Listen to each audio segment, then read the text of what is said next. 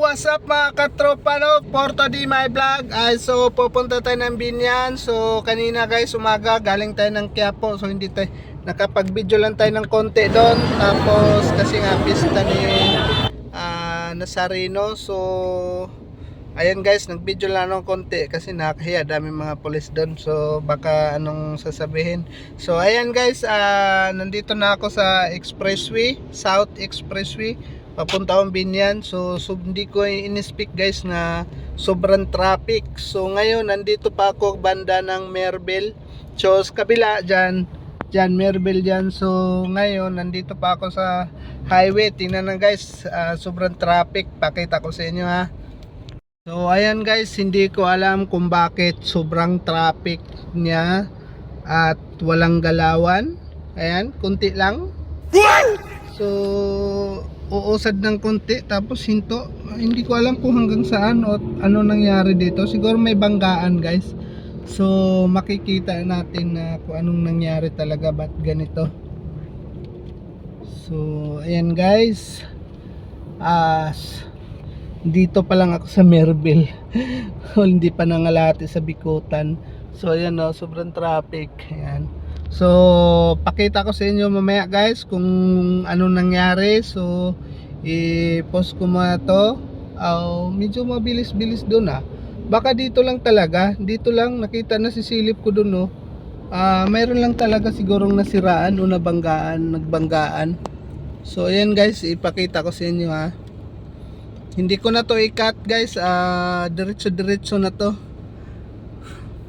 Diretso na tong ano na to kasi ayan, halos lahat ng sasakyan pakaliwa. So itong linya na to sa akin, mga sasakyan doon nagsisipunta. So bandang kaliwa, ano guys, may nagbanggaan siguro or hindi natin alam. Kasi hindi pa natin nakikita So ayan, dandahan lang tayo guys. Nag-iingat naman ako sa pag-drive kahit nag-video ako. So para makita natin kung anong dahilan at bakit sobrang traffic. Ayun, may nagta-traffic nga ano guys. May nagta-traffic na Skyway Police.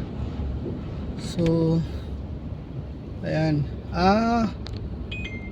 Ito. So wait lang muna guys. Ayan, so ayan. Ito ang dahilan bakit sobrang traffic. So ayan guys, may nagta-traffic dalawa yan sila. Ano kaya nangyari ito? Dalawang ano? Uy, bakit bumaliktad? Pabalik. Nangyari? Ayan, tumaob. Nakita ko na talaga. So nakita ko na siya. Ayan. Bakit sobrang sobrang traffic. Ayan tumaob L300. Putang ina. Ayun ano kaya nangyari dyan? Ayun tumaob. Putang ina, tumaob. So hindi na ganun traffic guys. Yun ang dahilan kung bakit. Yun guys, yun pala yung dahilan bakit sobrang traffic doon, dahil tumaob yung L300. So ngayon guys, moderate na tayo, hindi na ganun traffic. So mabilis na yung takbo natin. So kailangan talaga guys, habang nagda-drive tayo, ingat tayo palagi at magdadasal tayo at safety yung pagdadrive natin. Kung hindi man nag-iingat yung katabi natin, so tayo na lang ang umiiwas. So sana makaiwas din tayo So ayan guys, yun lang yung video natin. Kasi nagtaka ako bakit sobrang traffic yatay. So ayan guys, maraming salamat. Abangan nyo na lang yung i-upload ko to sa YouTube ko. Sana may manood at God bless sa inyong lahat at ingat kayo palagi guys. So nag-iingat naman ako sa aking pagbibideo So makatiyon tayo, makatiyon ako. So ayan guys, ingat kayo palagi and God bless. Maraming salamat. Sana guys, paki-share naman yung video natin kahit walang kwentang vlog natin. So sana naman